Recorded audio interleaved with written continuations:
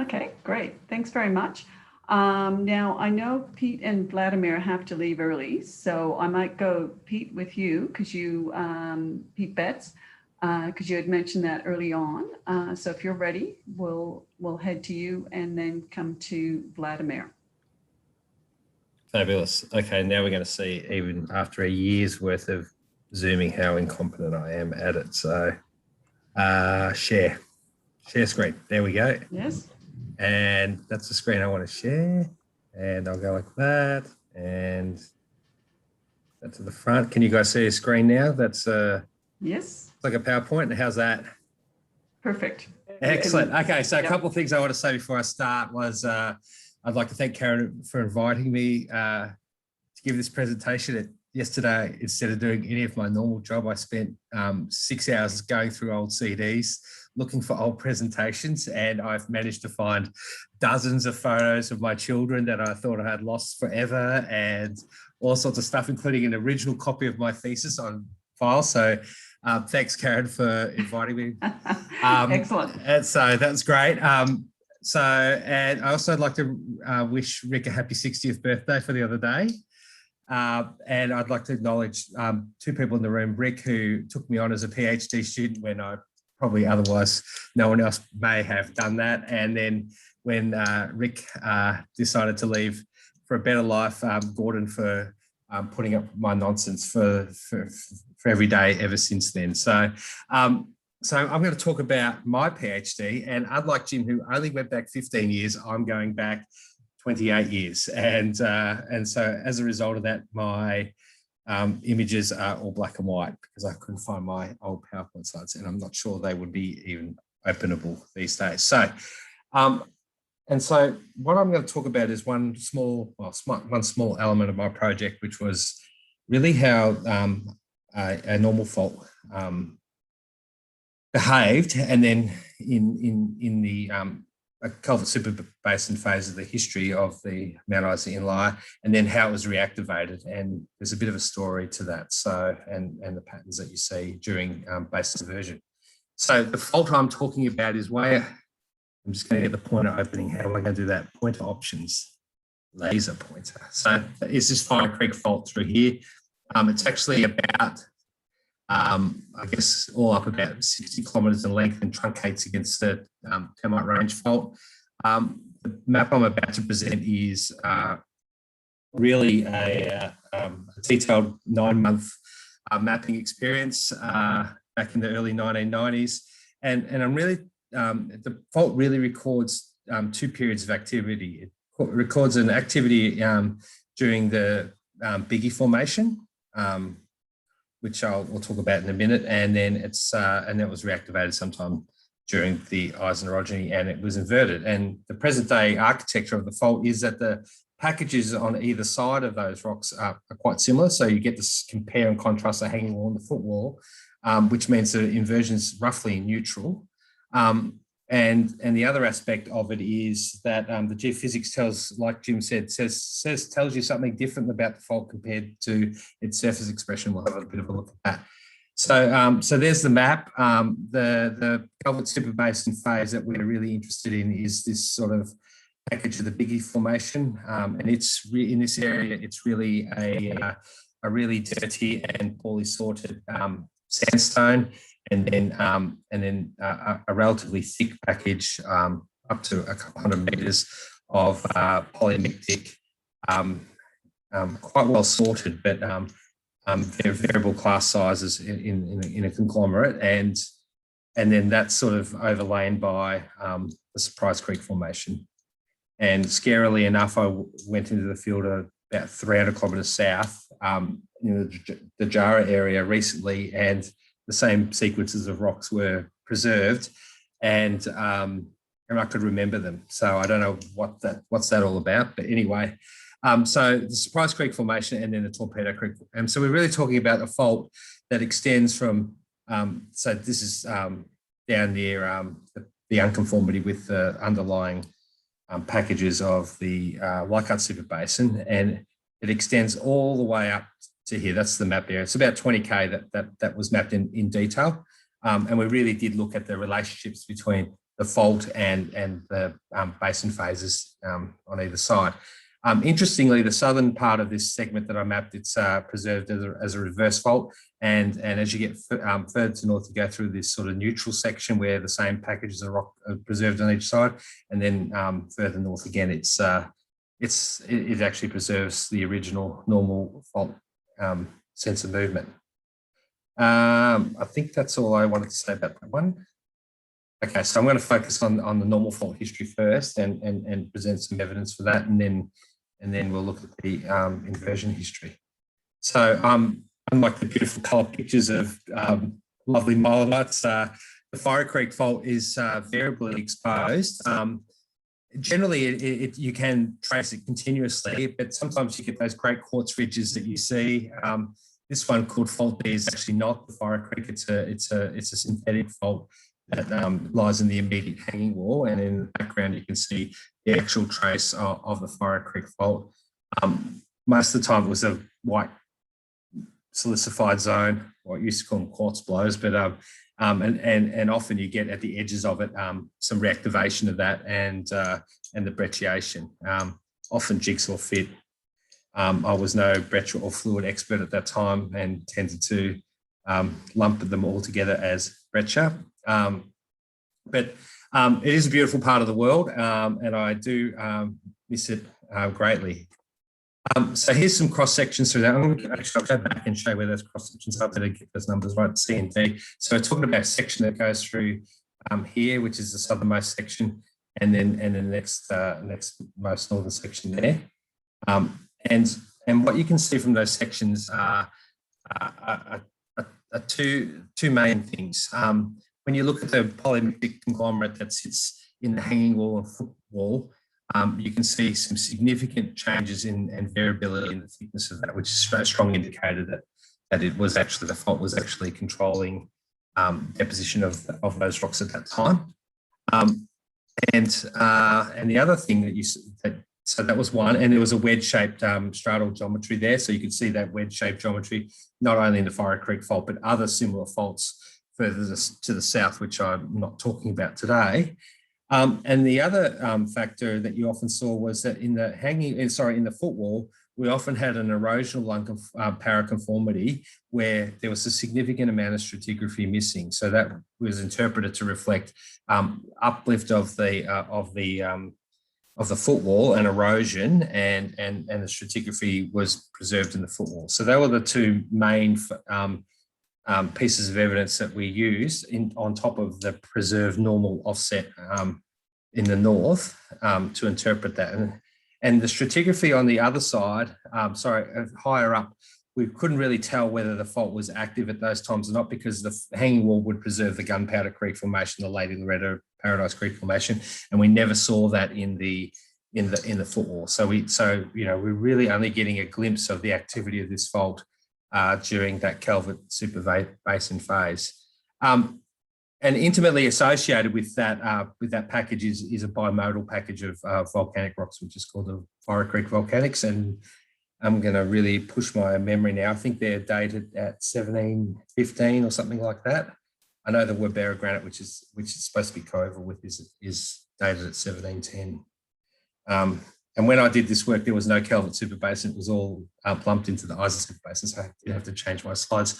I want to talk about this element, and this is a concept that Rick, I remember in the very first week of my PhD, started talking to me about, and I had no idea what he was talking about. And then one day I went up to MIM and he showed me some high resolution data at the time, which is actually everyone gets access to these days.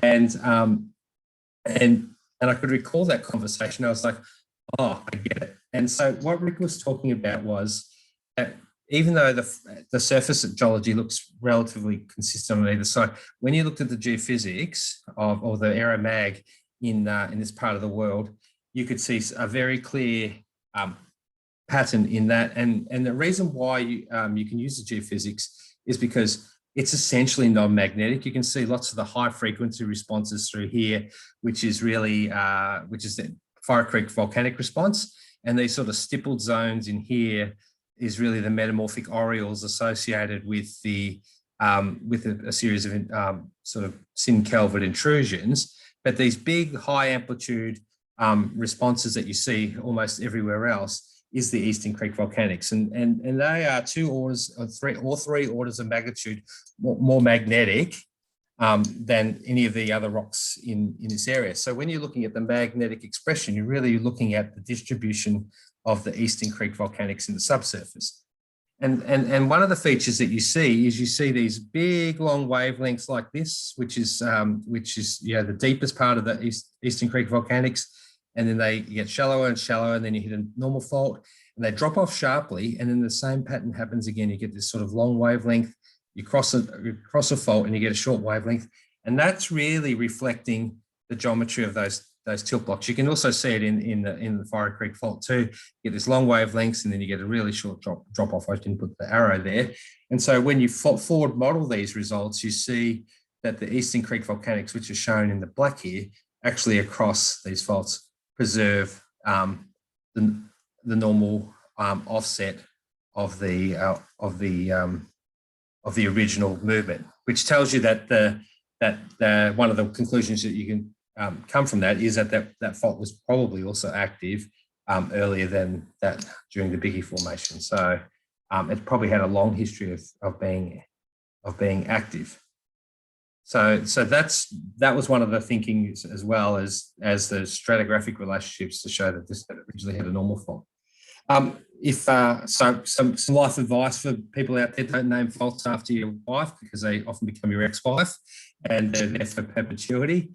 So this is the Jackie fault, and this is the next fault across, and it largely preserved that normal offset. And the reason why I wanted to show you this fault is because this package of Biggie Formation rocks that you can see through here actually showed a significant amount of growth towards this fault, which is an indicator that it was a normal fault. But also there was transverse faults, which are these high angle faults to the major normal faults. Here's another one here that seem to become compartmentalizing the stratigraphic architecture as well, and these became kind of significant, I think, in the inversion story. So we'll go back up to here, and I can't remember why I put this one, except for show. Here's the reverse history, which is why it's written there. And so the reverse history is one of those things where you can see the offset, and so with that, you know that it's been reactivated. But the pattern of reactivation and the strain in the hanging wall is highly variable. Sometimes you walk up to a segment of the fault and you see deformation patterns like the top slide there, where the folding is relatively tight and quite how do I say this, non-cylindrical, showing that there's been a significant amount of strain. And then you walk a couple of kilometres south, and you're in the hanging wall of the fault at about the same distance from the fault, and the deformation is hardly, for most structural geologists, they wouldn't even think that was really a fault. It's really kind of quite open and to be honest, not very exciting. So when we looked at the pattern of inversion there, we saw some interesting observations. And so here's a northern segment of the fault. There's 2 cross sections there. There's AA and BB. And what you see, if you look through a cross section through AA in the northern part of the section, what you see is that the original normal fault movement is preserved, and the strain in the or the inversion's been taken up by folding in the hanging wall. And as soon as you cross over that transverse fault and go into section BB, what you see is that the inversion has not, the rocks are essentially not folded at all, and all the inversion has been taken up by reactivation of the original fault. So in a 3D sense, and I'll show you this in the next slide, you end up with patterns that look like this, where as you walk along the fault, you get very different strain patterns in the hanging wall. Sometimes it's folding and almost no or not very much offset along the original fault, and then you get the next segment where the same amount of shortening is happening, and it's all been taken up on the movement of the fault. So when we try to figure that out in terms of history, we think that the transverse faults are the faults that are kind of partitioning the strain in different ways, and they, based on the Jacqueline fault work or the observations of the Jacqueline fault, were probably tear faults in the basin history, and then they were also reactivated in the history related to the inversion. I wanted to show off this because it took me about 10 days to draw this by hand and then draft over the top of it.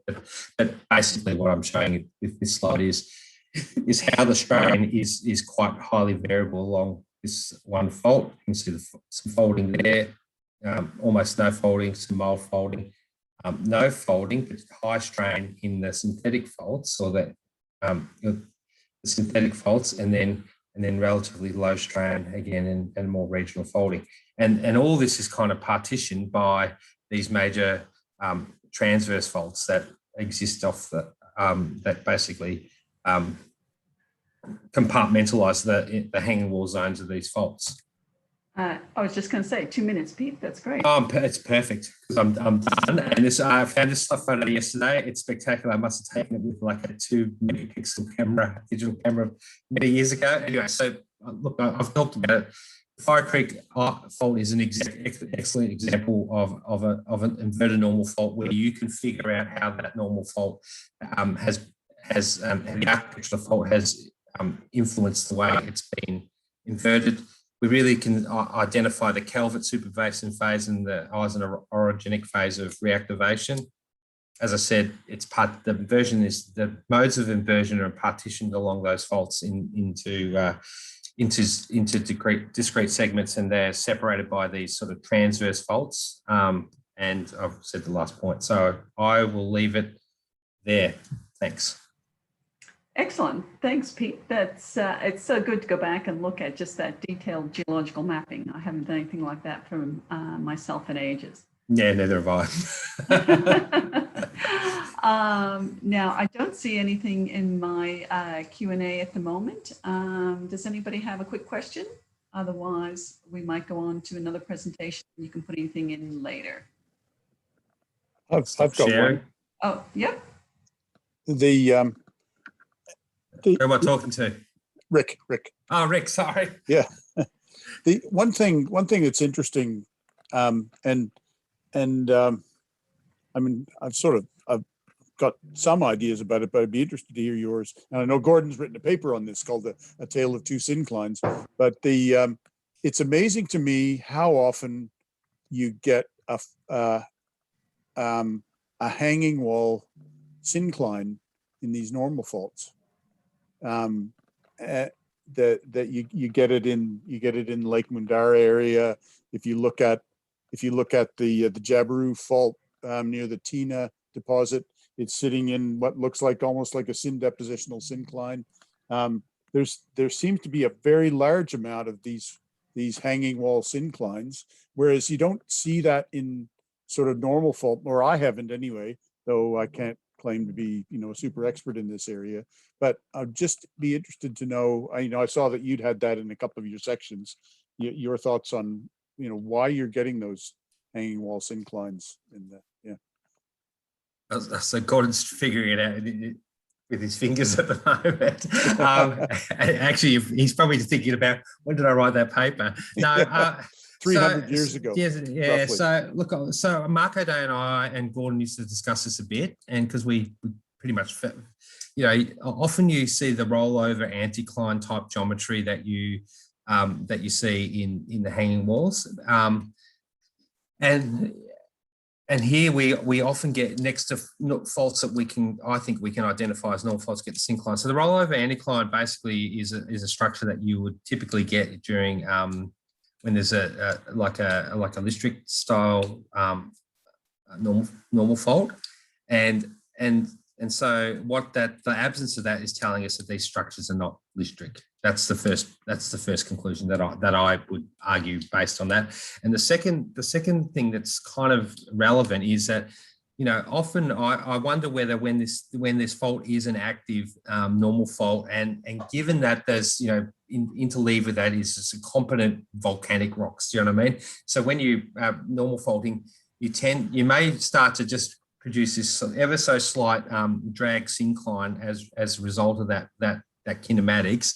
And then of course, when you invert that, it's the spot, it'll buckle that way to start with. So that's kind of where we landed with that, without, thinking that this was ever something that we would ever resolve. So Gordon might have something similar to say, different to say. But that's kind of where I landed with it. So these are actually not listric faults. So therefore, the drag is the thing that makes the syncline, and then the inversion tightens it. So yeah, that's what I would have said, except that in the North Sea, when we did stuff with shell, there was often ramping and flatting. And so if you got a ramp and then the normal fault went flat for a bit and then up again, or if two normal faults eventually merged, then the flat would make a syncline. But yeah, drag will do it too. Yeah, it's just that it seems to happen again and again. But yeah, you're absolutely right. You had a funny geometry, but it just seemed to be interesting how often it happens in that part of the world. But yeah, thanks.